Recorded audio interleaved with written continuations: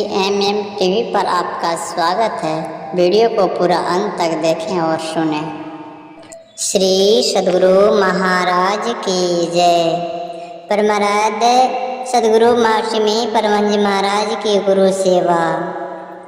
खासकर भारतवर्ष में बहुत से पंथ संप्रदाय के नाम पर अपनी अपनी जानकारी के आधार पर ईश्वर भक्ति का प्रचार प्रसार कर रहे हैं। जिनको जिस पर श्रद्धा होती है उस पंथ में दीक्षा लेकर अपने परम कल्याण के लिए ध्यानाभ्यास या पूजा पाठ किया करते हैं। पूर्णिया जिला वर्तमान कटिहार जिला अंतर्गत ग्राम ज्योतिराम राय में एक रामानंद स्वामी नाम के दरियापंथी साधु रहा करते थे। इनकी ख्याति उस क्षेत्र में फैली हुई थी। इनका नाम सुनकर पूज्य गुरुदेव महर्षि परमहंस जी महाराज जिस समय विद्यार्थी जीवन में थे उसी समय इनसे मानस जप, मानस ध्यान और त्राटक यानी खुली आंख दृष्टि धारों को जोड़ने की प्रक्रिया सीखकर विद्या ध्यान करते हुए इस क्रिया को कुछ कर लिया करते थे। जब इनके अंदर विरक्ति आई तो इन्हीं के पास आकर कुछ विद्याभ्यास और शेष समय गुरु सेवा में लगाने लगे। इनको हर तरह की सेवा करने में प्रातः 4 बजे से रात्रि के 12 बजे तक समय लग जाता था। इनकी सेवा से रामानंद स्वामी और इनके समीपवर्ती लोग बहुत प्रसन्न रहा करते थे। पूज्य गुरुदेव अपने गुरु की सेवा करते हुए कभी कभी कुछ आध्यात्मिक विषयक बातों का समाधान कराना चाहते थे। जिज्ञासा का पूर्ण रूपेण समाधान न होने के कारण ये संत मत सत्संगी बाबा देवी साहब के शिष्य धीरज लाल गुप्त जी से संपर्क करने लगे। संत मत की गंभीरतम बातों को ठीक ठीक समझने के लिए गुरु सेवा से जो समय रात्रि के 12 बजे से 4 बजे तक बचता था उसी समय ये धीरज लाल के पास जाकर संत मत के गंभीरतम बातों को समझने लगे। धीरज लाल की सलाह के अनुसार ये बाबा देवी साहब के शिष्य राजेंद्र नाथ सिंह से दृष्टि योग की क्रिया, तत्पश्चात बाबा देवी साहब से सूरज शब्द योग की साधना विधि सीखकर संत मत की साधना विधि के अनुसार साधना करने लगे। बाबा देवी साहब उत्तर प्रदेश राज्य के मुरादाबाद शहर में रहा करते थे। जब कभी ये बिहार आते थे तो पूज्य गुरुदेव इनकी सेवा में लग जाते थे। सेवा में भोजन बनाना, बर्तन साफ करना, निवास स्थान की सफाई करनी, आगंतुक लोगों को भोजन कराना और समय पर सत्संग में बैठना आदि सेवा कर लिया करते थे।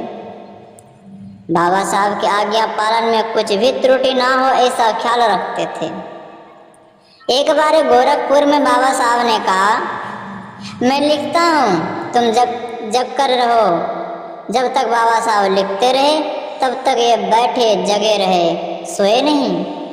एक बार बाबा देवी साहब मुरादाबाद से कश्मीर की और सत्संग करने जा रहे थे। संयोग से उसी अवसर पर पूज्य गुरुदेव अपने गुरु के दर्शनार्थ एवं सत्संग से लाभ लेने के ख्याल से मुरादाबाद पहुँचे। सत्संग कार्यक्रम के संबंध में मालूम होने पर साथ में ले चलने के आग्रह करने पर इनको भी साथ में ले लिया गया। सेवा के रूप में बाजार से खाद्य सामग्री लाना, भोजन बनाकर साथ में चलने वाले सभी लोगों को भोजन कराने का भार इन्हें दे दिया गया। मुरादाबाद से सभी लोग चले। मुरादाबाद से चलकर पहले पड़ाव पर पहुंचकर बाजार से खाद्य सामान लाया गया, भोजन बनाया गया। सभी लोग भोजन विश्राम किए। इसके बाद आगे बढ़े। जब दूसरे पड़ाव पर पहुंचे और सब सामान रखा जाने लगा तब बाबा साहब ने इनसे पूछा, जहां हम लोग भोजन किए थे वहां पर भोजन बनाने के लिए कोयला लाया गया था, क्या सब कोयला खर्च हो गया था? इन्होंने कहा, नहीं। बाबा साहब बोले, उसको क्या किया? इन्होंने उत्तर दिया, उसको तो वहीं छोड़ दिया। इतना सुनते ही बाबा साहब काफ़ी बिगड़े और बिगड़ते हुए बोले, कोयला क्यों छोड़ दिया? उसमें पैसे नहीं लगे थे? साधु बनने के लिए चले हो? आदि कहकर बहुत बिगड़े। पूज्य गुरुदेव कुछ नहीं बोले। भोजन सामग्री लाई गई, भोजन बनाया गया। सभी लोग भोजन विश्राम कर जब तीसरे पड़ाव पर गए तो वहाँ पर फूस घर में रहने की व्यवस्था की गई थी। जिस घर में बाबा साहब का निवास दिया गया था उसी में सब सामान रखा जाने लगा। पूज्य गुरुदेव ने दूसरे पड़ाव पर जो थोड़ा सा कोयला बच गया था उसको बांधकर साथ में ले लिया था। जब सामान रखा जाने लगा तो उस गमछी को घर की टाटी में लटका कर रख दिए थे। बाबा साहब उस गमछी को देखकर बोले, लाला गमछी में क्या बांध कर रखा है?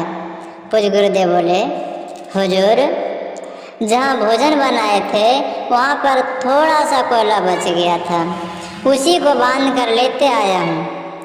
इतना सुनते ही बाबा साहब फिर काफ़ी बिगड़ गए और बिगड़ते हुए बोले, जब तुम्हारे अंदर इतना सा भी त्याग नहीं है तुम साधु कैसे बनोगे?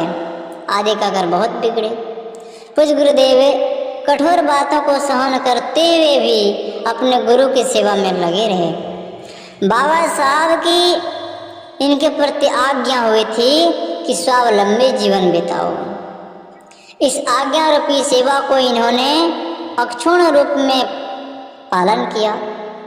इसके लिए इन्होंने अपने खेत में बांस और केले लगाए, कुछ दिनों तक बच्चों को पढ़ाया और जीवन भर सत्संग रूपी सेवा करते रहे। इनकी गुरु सेवा सबके नहीं के लिए अनुकरणीय है। गुरु सेवा के बल पर ही इतनी महानता को प्राप्त किए। श्री सद्गुरु महाराज की जय।